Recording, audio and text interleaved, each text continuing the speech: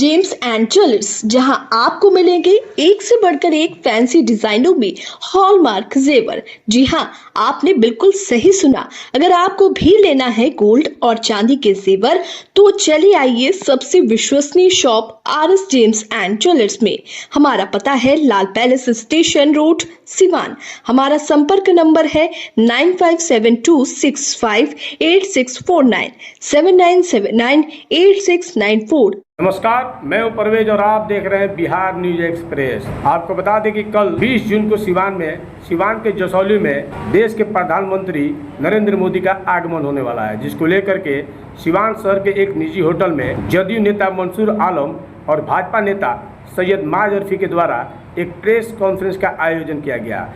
इस दौरान उन्होंने बताया कि देश के प्रधानमंत्री का सिवान में बहुत बहुत स्वागत है, जिसको लेकर के उन्होंने सिवान वासियों से, खास करके अपने अल्पसंख्यक समुदाय के लोगों से अपील किया कि जितने भी मुसलमान समाज के लोग हैं वो इस कार्यक्रम में बढ़ चढ़ कर हिस्सा लें और मोदी जी की बातों को सुने। तो आइए आपको सुनाते हैं इस मौके पर और क्या कुछ कहा है बीजेपी के नेता और जदयू नेता मंसूर आलम ने। हमारे एनडीए के हर घटक नेता जोर शोर से लगे हुए हैं कि नरेंद्र कुमार हमारे प्रधानमंत्री का जो प्रोग्राम हो रहा है, जिसमें सीएम हमारा आ रहे हैं, जीतन राम मांझी आ रहे हैं, चिराग पासवान, सारे लोग आ रहे हैं। इसमें इस तरह बढ़ चढ़ के सब पार्टी के लोग हिस्सा ले रहे हैं कि ताकि प्रधानमंत्री दुनिया में जैसे नाम पैदा हुए हैं, उस तरह सिवान के लोग उनको चाह रहे हैं कि पूरा दुनिया में नाम हुआ तो सिवान में एक नंबर स्थान उनका होना चाहिए। पूरे गांव के हमारे अभी डॉक्टर साहब पूरे इलाका में घूम कर आ रहे हैं। हमारे ये बैठे हुए हैं कवि जी, सुबह से धुरावदा से बसतपुर तक सब घूम कर आ रहे हैं। ये हमारे गुलाब हैदर साहब अपने इलाका में घूम कर ही कर रहे हैं। ये इंजीनियर साहब है, ये जो है गोपालगंज जिला में जितने लोग हैं सब अपना प्रचार कर रहे हैं और लगे हुए हैं। उसी तरह हमारे बीजेपी का जो प्रदेश नेता है सामने जो बैठे हुए हैं ऑफिस साहब, ये सारे लोग लगे हुए हैं।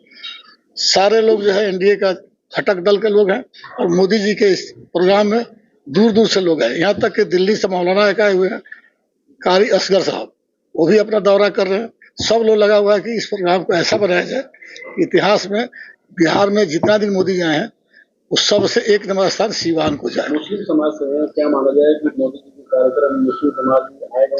चढ़ बढ़कर मुसलमान आ रहा है, इस बात को नोट कर लीजिए बढ़िया से। और शाही इमाम दिल्ली से चल गए हैं, अभी यही 106 में ठहरे हुए, 105 में ठहरे हुए हैं और वो जो है गाड़ी लेकर घूम रहे हैं और सब जगह अपना टेलीफोन से जैसे पता कर रहे हैं।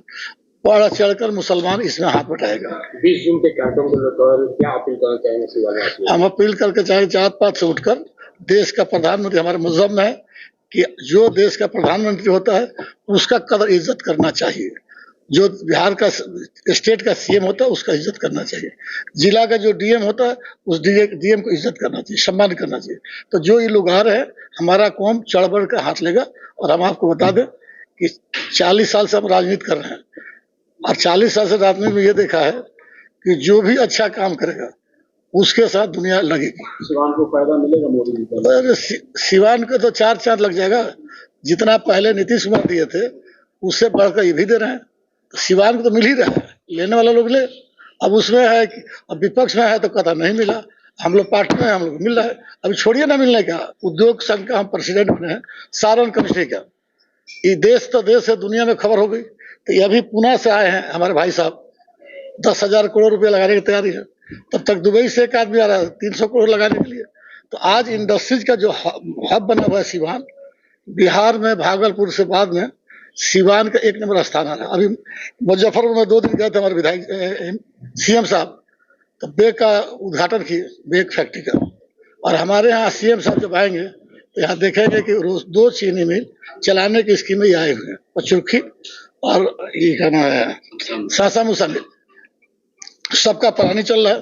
1000 करोड़ रुपए लगाने वाला कल इनसे मीटिंग कर लिया और लोगों को बुला रहे हैं।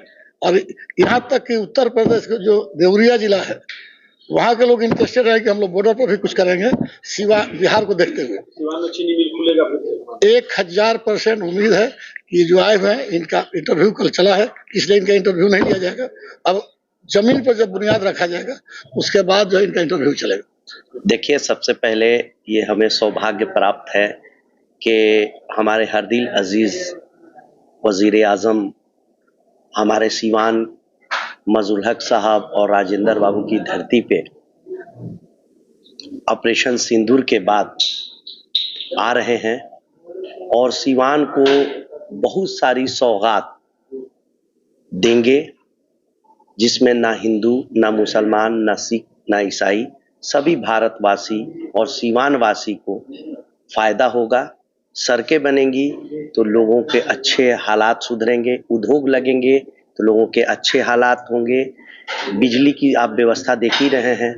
हमारे हरदिल अजीज वजीर आला नीतीश कुमार जी की ज़ेरे क़यादत में जिस तरह बिहार तरक्की कर रहा है, उसी तरह हमारा मुल्क वजीर आज़म नरेंद्र मोदी जी की क़यादत में आगे बढ़ रहा है।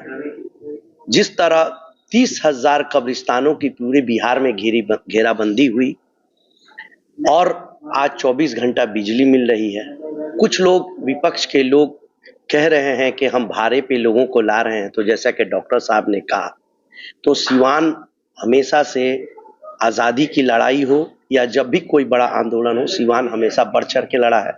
हमारे गार्जियन, हमारे चचा, हमारे एनडीए के साथी बैठे हुए हैं, 40 साल का राजनीतिक अनुभव है।